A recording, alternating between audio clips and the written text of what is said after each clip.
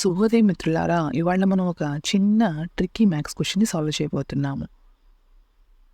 రాము ఒక బ్యాట్‌ను, ఒక బాల్‌ను రూ. 510 కొన్నాడు.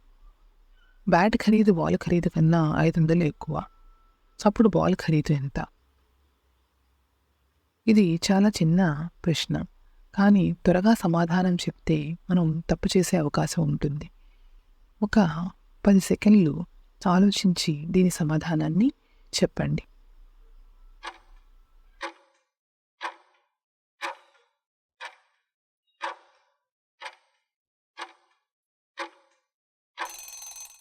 ఇప్పుడు నేను ఈ ప్రశ్నకు సమాధానాన్ని వివరిస్తాను.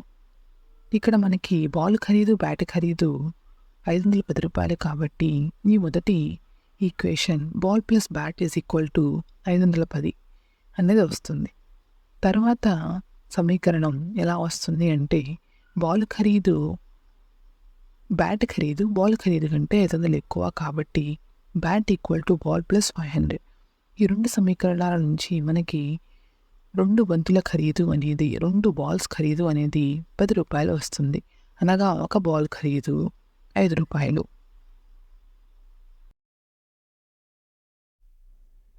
ఈ వీడియోని వీక్షించినందుకు ధన్యవాదాలు. ఇలాంటి మరిన్ని వీడియోల కోసం ఈ ఛానల్ని సబ్స్క్రైబ్ చేసుకోండి. ఈ వీడియో మీకు నచ్చినట్టయితే లైక్ చేయండి. ఎదుటి వాళ్ళకి ఉపయోగపడుతుంది అంటే దాన్ని షేర్ చేయండి. ధన్యవాదాలు.